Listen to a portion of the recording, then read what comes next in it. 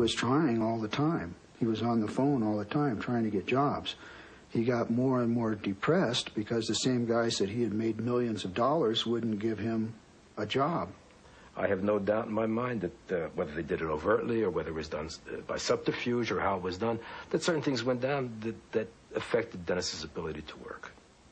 Being in Taos and being isolated was part of it, but at the same time, they wouldn't hire him in L.A. But he was painting at the time. He was writing poetry. He's always been with his creative outlet, and he would have gone back to film in a minute had somebody offered him a film to do. I mean, had we had a chance to do a film, he would have done it. The stories of my drinking, my escapades with guns, and drug dealing, and on and on and on, go on until the point that Dennis Hopper feels sorrier and sorrier and sorrier for himself. And he gets farther and farther into addiction and alcoholism. I remember one night in Taos with Dean and Dennis drinking, and as usual, I usually just would pass out. I just couldn't take it anymore. And Dean and Dennis stayed up, and Dennis was, God, he was just ranting and raving that night about how much he wanted to direct, and he was weeping at one point, you know, that he wanted to direct, and he was just screaming it out, you know, and I just remember, you know, in a half a daze trying to go to sleep saying, God, give him a film to direct, please!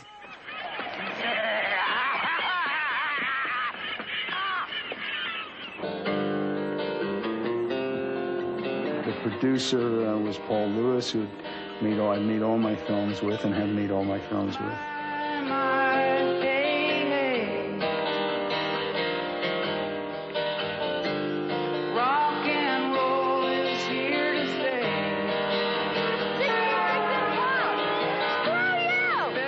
I never had any doubt at all that he could do it. I was basically the only filmmaker of anybody who was involved in what we were doing there. And then I insisted on Dennis. Oh, man. He ain't that bad as you guys.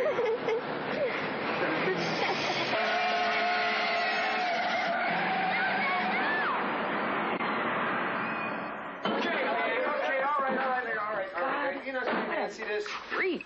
I'm a motherfucking asshole, you know that? I did 5 fucking years, you know, in prison. And there were a lot of other kids in there besides your son. Now, am I going to have to meet every fucking asshole like you, man? Look, I'm an asshole. You see this? You see me? You see those? But I'm not a motherfucking dumb asshole. Because there's enough here for 2 drinks. Now, you sit down. You sit down and have a drink. There was a film festival outside of London, and they were showing Out of the Blue, and I just remember my dad got off the plane, and he came running over to me and just like, oh, my God, I've just been through customs, and I got to let you know something. And I said, what? And he said, I have drugs all over my body. I have drugs all over my body. And I got through customs. I was like, oh, my God, okay. He would be in jail every couple months or so for something, and usually something violent and out of control. I was surprised that he went that far, that his art didn't kick into gear and save him as it had with Easy Rider.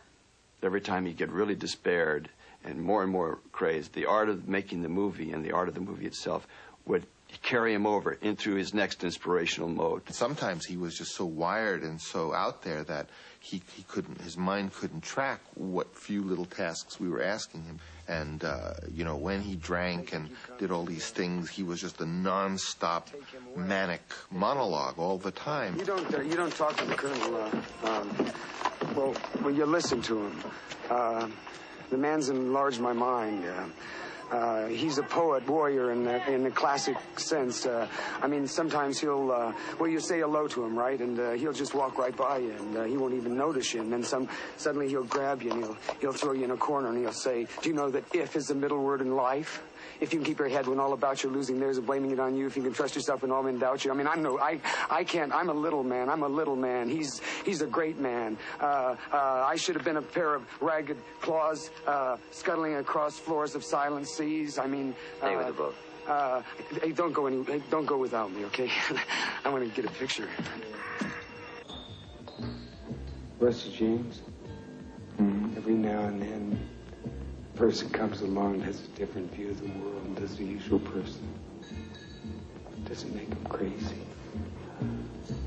I mean, An acute perception. I mean, that doesn't make you crazy.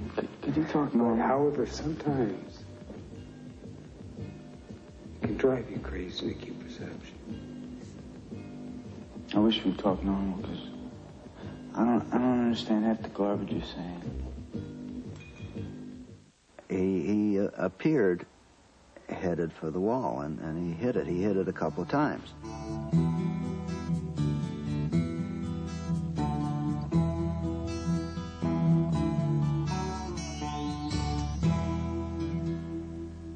I was told in Taos, New Mexico, that I was going to play this part in Jungle Fever. I was going to be the head of the DEA, the Drug Administration in Mexico.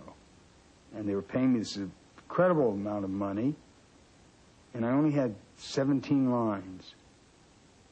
And this was more money than I'd ever been paid in ever. And I thought, I'm being set up. Somebody's going to kill me in Mexico. I started an orgy scene with some women and shooting cocaine. Now, I'd only been snorting cocaine. I started shooting it, and I started drinking, and I ended up down in Houston, where I proceeded by blowing myself up in a dynamite chair, and I'd been out doing a whole...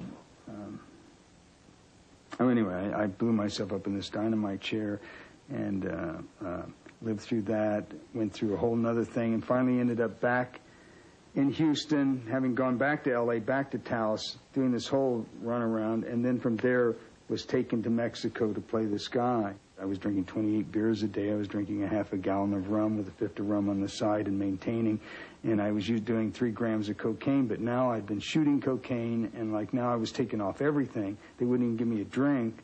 So I completely flipped out, you know, and it's amazing I didn't die. But anyway, I started having these incredible hallucinations. I stripped all my clothes off thinking that I would live that way, and went out through these lights and things into the jungle, following these light patterns through the jungle.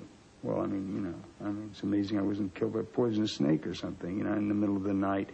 And I remember thinking it was World War III, and the explosions were going off, and bombs were bursting everywhere, and the Marines had come in under the railroad tracks, and people were being gassed, and I was like, you know, I know that I physically got in a fight with somebody. I know that somewhere in the dark, and dogs attacked me, and all sorts of things happened that were real. I ended up in the morning naked on a major highway somewhere in Mexico, you know, and people were standing at the buses and so on. And I felt if I had a rock in one hand and my other hand empty, that I'd be okay walking down the middle of this highway. Police came and got me in and started whipping me to put clothes on. I refused to have clothes on. They threw me in one jail after another and so on and so forth. And I was seeing maps on the wall and trying to escape, and it was a nightmare.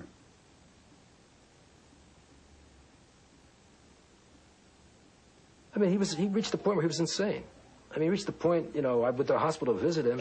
I mean, say hello to him, and between hello, how are you, was maybe 10 minutes, you know, for 3 words. And then, are you here? He said to me, "This one's going to be a tough one, Mom." And I said, "Well, Dennis, I'm sure you can make it."